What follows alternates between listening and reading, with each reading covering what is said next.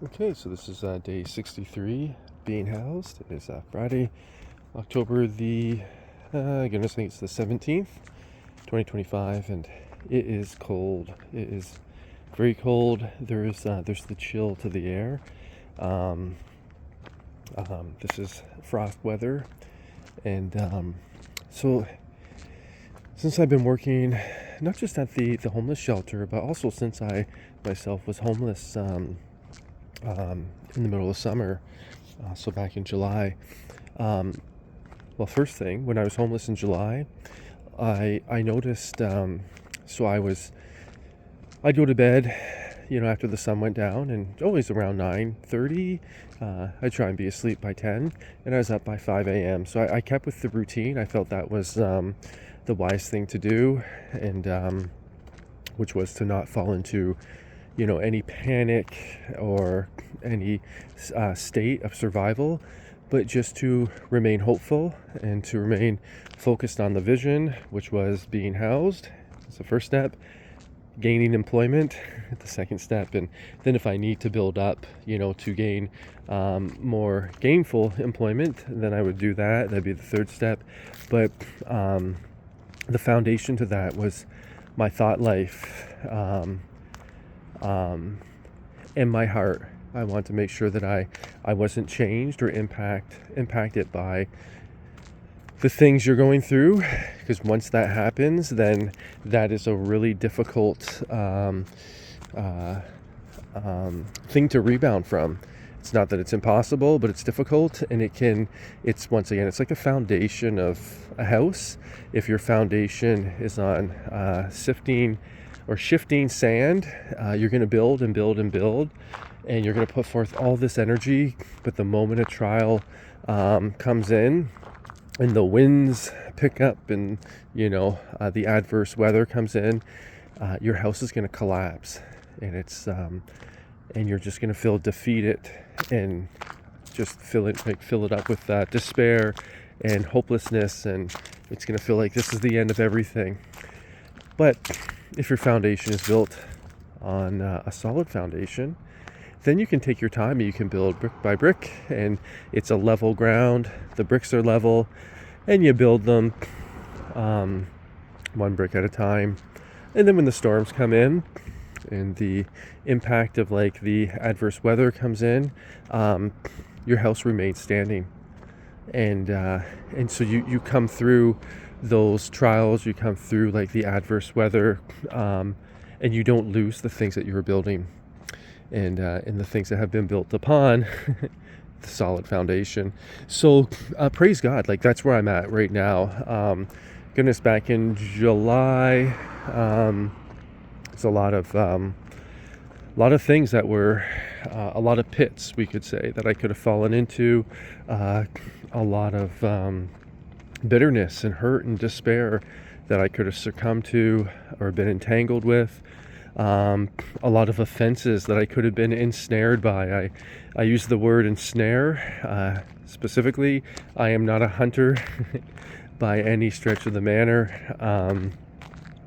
but I do understand the concept of setting up a trap, and whether you want to catch your prey, if you want to eat them, if you want to use them for whatever you want to use them for, like for fur, or if you just want to get rid of something, or a vermin, you can set up a trap, and then when it gets caught in the trap, it's ensnared, meaning you have it fell prey to the device that you set up, because you've studied it, its habits, and then now it's at your mercy. And I find that's the same thing with an offense. If I get offended and I start making everything about myself, then I become very self-focused.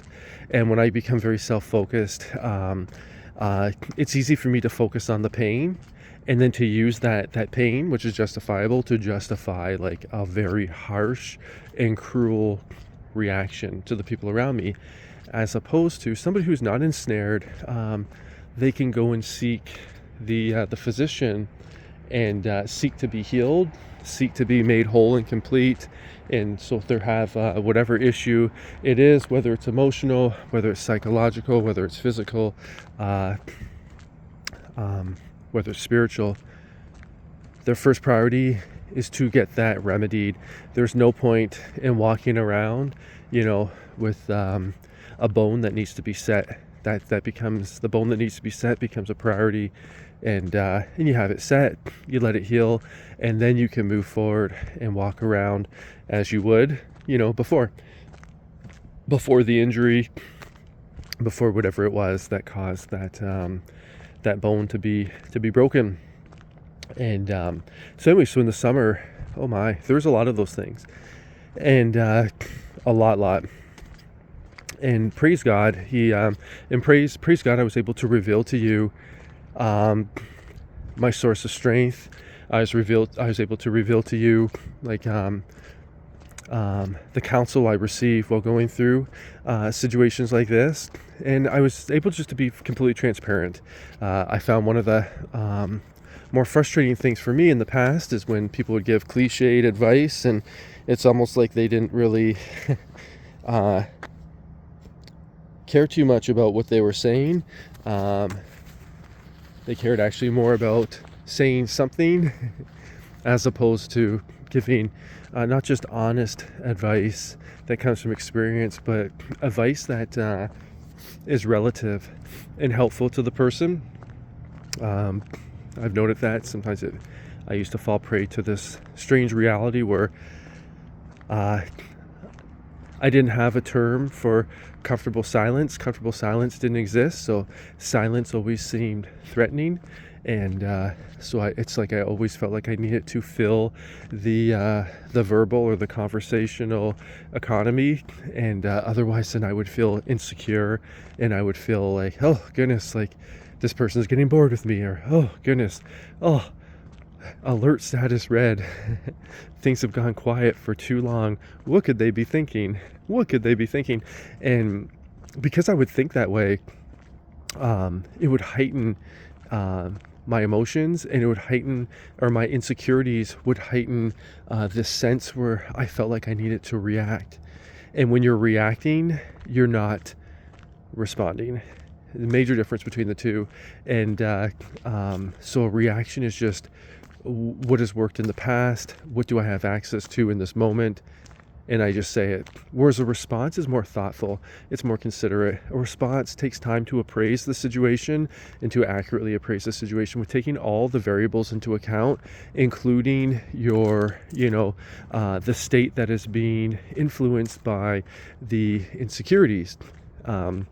A response will also say, okay, we need to get to the bottom or to the root of these insecurities because we don't want to be ruled by insecurities. That is a recipe for complete disaster, and it's not in alignment with the truth. And then a response will take time to fashion, the words needed, if any, for that specific situation with that specific person at that specific moment in time. So it's not a cliche, it's not automatic, it's thoughtfully rolled out, it's thoughtfully considered, it's sensibly understood, and there's a responsibility that is noted, and a responsibility that is kept. And then after you respond, you can also learn from that and learn how did this go? Could I have been more sensitive? Could I be lacking in this area?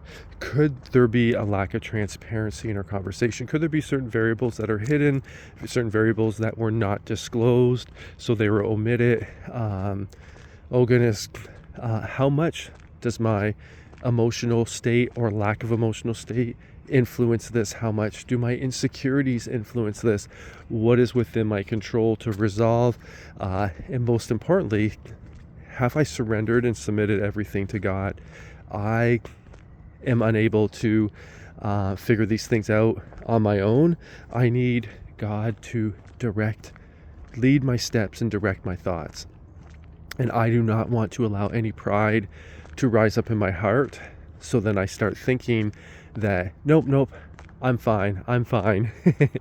When in reality, it's similar to like a child that keeps making the same mistake over and over again. They're getting really frustrated, but they don't want to talk to their parent because they want to prove that to their parent that they're able to do these things on their own. But their parent, on the other hand, is saying, it's okay. Part of doing things on your own is humbling yourself enough to admit when you need help and to admit when you're not certain of something. And that admittance doesn't reveal weakness, that actually reveals strength. And that's something that needs to be learned. And so anyway, so I found, going through all this in the summertime, it was very, very difficult. And I'm going to circle back. One second, I got to blow my nose too. Okay, pardon me. I really had to blow my nose. My nose is making sure that I knew it was a priority. And so anyways, but so in the summertime, one of the things I realized, especially with being on experiencing homelessness and being on the fringe of experiencing a longer period of homelessness, is just how much you go into, how easy it would be to slip into survival mode when you're homeless. And that would be a state of mind that you're in. And in that state of mind would have to be corrected before you'd be able to seek to accomplish anything to better your situation. And it's similar to somebody who's addicted to heavy drugs that have overtaken their lives and overrule their thoughts.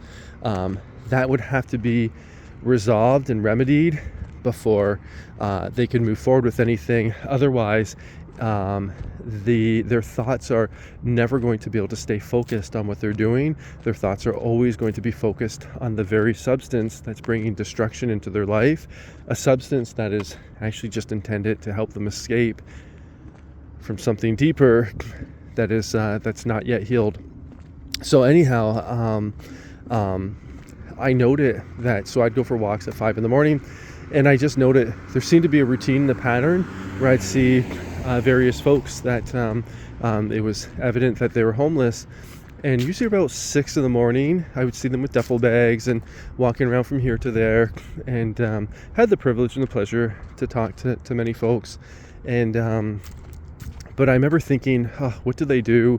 Like it was some of those nights were really hot, and then they could switch just like that, and it could be rather cold in comparison to the night prior. And I remember thinking, but what do they do when the the weather gets sub-zero and the frost comes in? And so the other day when I went to grab breakfast, I noted one of the guys that I work with, one of the guys that attends the place where I work. I noticed there's a sleeping bag, and I was like, oh, there's actually somebody sleeping out front of this mall. And then I could faintly see like the head popping out from the top, and it looks similar to him. I didn't want to be rude though. I didn't want to go up and startle him. But anyway, so that's where my thoughts are now. Now when I'm walking and I'm cold and I'm chilly, and this is after having a good night of restful and quality sleep, I'm aware that there's people out there. I am my parents' son, and I am my sister's brother.